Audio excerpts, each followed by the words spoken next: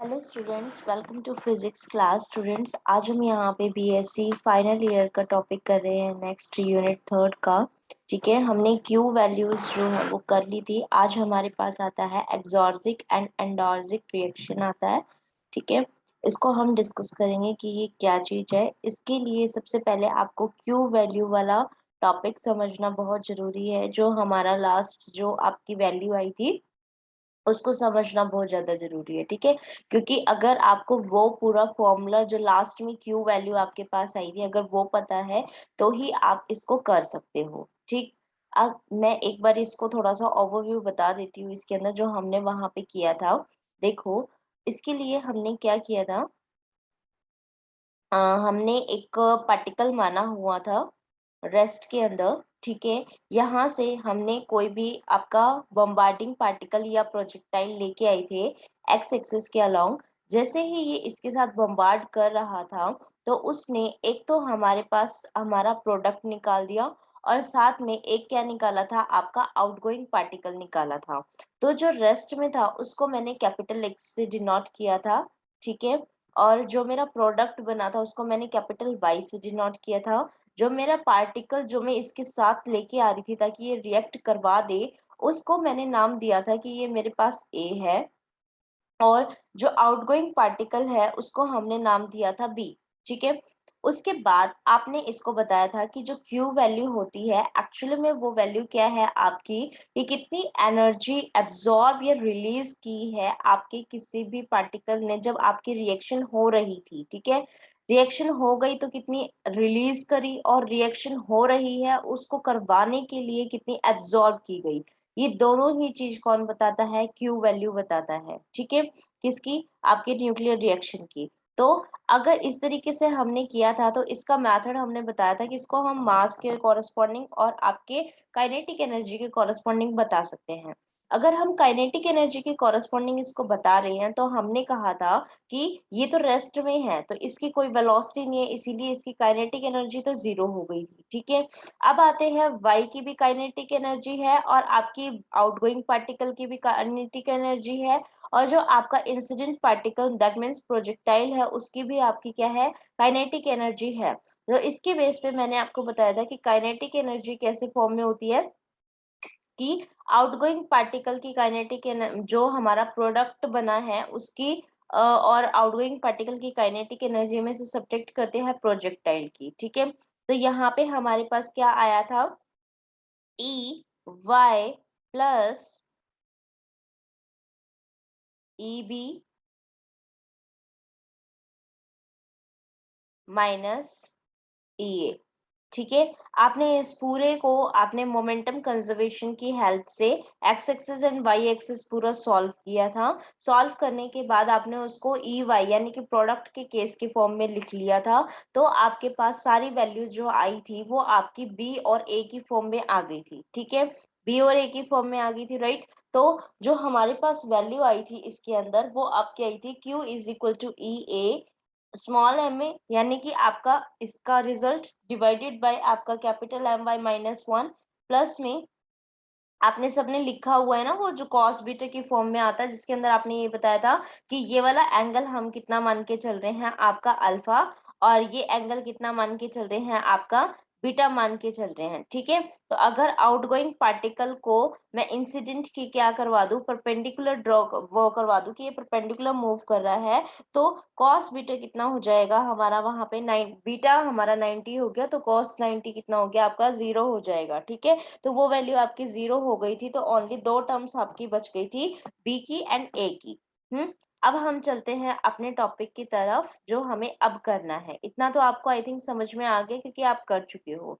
अब बात आती है आपके फर्स्ट रिएक्शन के बारे में जो कि आपकी है एक्सोर्जिक रिएक्शन।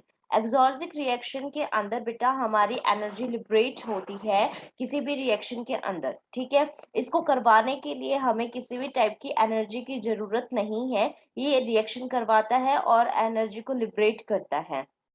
अगर इस टाइप की रिएक्शन है, इसका मतलब यहाँ पे जो क्यू की वैल्यू है वो आपकी पॉजिटिव आएगी। क्यू की वैल्यू पॉजिटिव आएगी तो आपने दो वैल्यू बताई थी, एक तो काइनेटिक एनर्जी की फॉर्म में बताया था, एक इसको मास की फॉर्म में बताया था, राइट। अगर हम एनर्जी की फॉर्म में बता रहे हैं तो अगर क्यू पॉजिटिव लेना है तो हमारे पास ये फॉर्मेट था, ई वाई प्लस में ई बी माइनस में ई ए। अगर क्यू पॉजिटिव आना है, इसका मतलब E A kinetic energy of the projectile must be the law then the अपना प्रोडक्ट का जो काइनेटिक एनर्जी हो रही थी टोटल उससे। तो अगर उससे कर रहे हैं तो हमारे पास ये वाली फैक्टर क्या होना चाहिए, हमारा बड़ा होना चाहिए इससे। एक तो फैक्टर ये हो गया। उसके बाद हमने कल क्यू वैल्यू जो हमने लास्ट लेक्चर के अंदर क्यू वैल्यू को निकाला था, तब ये वहां पे हमने इसको मास एनर्जी के फॉर्मेट में भी बताया था, ठीक है। और उसको हमने इस तरीके से लिखा था, तब ये आया था कि इसको जब हम सॉल्व करते हैं तो जो रिजल्ट आया है वो मास की फॉर्म में इस तरीके से आता है कि ये तो हमारा mass of the product minus में mass of kinetic energy of the product minus kinetic energy of the reactant आई थी टोटल। लेकिन मास के फॉर्म में mass of the reactant minus में मास ऑफ द आपका क्या होता है, प्रोडक्ट आता है, राइट। तो अगर ये इस तरीके से, तो काइनेटिक एनर्जी अगर प्रोडक्ट की ज्यादा है तो मास हमारा रिएक्टेंट का क्या होना पड़ेगा, ज्यादा होना पड़ेगा। तो एक्सोर्जिक रिएक्शन में मास आपका रिएक्टेंट का ज्यादा होता है than the mass of the product, ठीक। इसके अंदर एक और कंडीशन है क्या, कि आपका एक्सोर्जिक के अंदर हमारी पॉसिबल हो सकती है अगर मैं इंसिडेंट पार्टिकल को भी ना लूं, ठीक है। अगर उसको नहीं मूव कर, उसमें करवा रहे, उसको ले नहीं रहे, तो ई ए भी क्या हो जाएगी, आपकी जीरो हो जाएगी। यानी कि हमारी टारगेट की तो जीरो थी ही, और साथ में हमारा जो इंसिडेंट पार्टिकल है उसकी भी मैंने जीरो कर दी। तो मेरे पास जो फैक्टर बचा वो सारा का सारा किसकी फॉर्म में हो गया, E Y and E B की फॉर्म में हो गया। अब क्योंकि हमने इसको क्या कहा था कि जो वाई है वो भी मैंने चेंज कर लिया था बी की फॉर्म में। अगर आपने क्यू वैल्यू यहाँ से की होगी तो आपको पता चल गया होगा कि ई बी की फॉर्म में ये आ गया है, राइट। तो हमारे पास ई ए वाला फैक्टर जीरो हो गया, तो ओनली किसका बचा, आपका ई बी का। यानी कि क्यू वैल्यू हमने ई बी की फॉर्म में बता दी। अब आपसे कोई ये पूछे कि जो आउटगोइंग पार्टिकल है उसकी कितनी एनर्जी उसने लिबरेट करी है, तो ई बी को क्यू की फॉर्म में आप यहाँ पे क्या करोगे, निकाल दोगे, ठीक है। तो ई बी को हमने किसकी फॉर्म में, क्यू की फॉर्म में निकाल दिया, तो हमारे पास ये वाला पूरा का पूरा आ गया। इसका मतलब क्या हुआ कि अब के आपने क्यू वैल्यू किसकी फॉर्म में एक्सप्रेस करा है, सिर्फ E Y and E B की फॉर्म में, क्योंकि माइनस ऑफ ई ए था वो तो आपने क्या कह दिया कि हम जीरो ही लेके चल रहे हैं, ठीक। ये तो इतना हो गया आपका एक्सोर्जिक रिएक्शन के बारे में। अब बात आती है एंडोर्जिक रिएक्शन के बारे में। एंडोर्जिक रिएक्शन का मतलब क्या है, कि किसी भी रिएक्शन को करवाने के लिए हमें पर्टिकुलर कुछ ना कुछ अमाउंट ऑफ एनर्जी उसको देनी पड़ेगी। पहले क्या देनी पड़ेगी, अमाउंट ऑफ एनर्जी देनी पड़ेगी, ताकि वो क्या करवा सके, उस रिएक्शन को परफॉर्म करवा सके। अगर हम ये कह रहे हैं कि अगर यहाँ पे कुछ अमाउंट ऑफ एनर्जी देनी पड़ेगी, तो जितनी मिनिमम अमाउंट ऑफ एनर्जी आप दे रहे हो जिससे वो रिएक्शन हो जाए, उसको हम क्या बोलते हैं, थ्रेशोल्ड एनर्जी या फिर रिएक्शन थ्रेशोल्ड बोलते हैं। तो ये वाला डेफिनेशन आपको पता होना चाहिए इसके अंदर, कि कितनी मिनिमम एनर्जी, काइनेटिक एनर्जी आप उसको दे रहे हो किसी भी इंसिडेंट पार्टिकल को, ताकि वो न्यूक्लियर रिएक्शन को परफॉर्म करवा दे। उस एनर्जी को, उस काइनेटिक एनर्जी को क्या बोलते हैं, थ्रेशोल्ड एनर्जी या फिर रिएक्शन थ्रेशोल्ड बोलते हैं। अब क्योंकि हम इसको दे रहे हैं, तो ये कितना हो जाएगा अपना माइनस ऑफ क्यू, यानी कि जो क्यू है वो अपना क्या आएगा, यहाँ पे नेगेटिव हो जाता है। एब्जॉर्ब कर रहा है इसलिए नेगेटिव आया है, और वहां पे वो क्या कर रहा था, एक्सोर्जिक के अंदर वो रिलीज कर रहा था, इसीलिए वो कैसा था बेटा, आपका पॉजिटिव था, ठीक है। यहाँ पे ये क्या कर रहा है, आपका एब्जॉर्ब कर रहा है, तो ये नेगेटिव में आएगा। अब इसके लिए हम एक इसका एक्सप्रेशन निकालते हैं। किसका एक्सप्रेशन निकालेंगे, थ्रेशोल्ड एनर्जी का एक्सप्रेशन निकालेंगे, कि क्यू वैल्यू जो ये मिनिमम बोल रहा है, जो किसी भी उसके पास होनी चाहिए ताकि वो रिएक्शन करवा सके आपके प्रोजेक्टाइल के पास, तो कितनी इसकी वैल्यू कितनी होनी चाहिए, हमें वो निकालना है, ठीक। तो हम यहाँ पे ये लेके चलते हैं कि मेरे पास एक टारगेट था, एक अपना प्रोजेक्टाइल था, ये दोनों ने रिएक्ट किया तो एक कंपाउंड न्यूक्लियस यानी कि कंपाउंड लास्ट में एक फाइनल प्रोडक्ट बना दिया, आउटगोइंग पार्टिकल कुछ नहीं निकाला, ठीक। अगर ये इस तरीके से है तो देखो इसके अंदर क्या हो रहा है, मैं एक बार आपको इसको जस्टिफाई वो बता देती हूँ, इसको सॉल्व करके देखो। हमारे पास अब के क्या हो रहा है, कि ये आपका क्या है, आपका न्यूक्लियस है, ठीक है, टारगेट है, ठीक है। इसको हम क्या कर रहे हैं, किसी भी प्रोजेक्टाइल से इंसिडेंट करवा रहे हैं। ये मेरे पास ए है, ये मेरे पास एक्स है, ठीक है, यानी कि ये इसके साथ बॉम्बार्डिंग हो रही है, ठीक।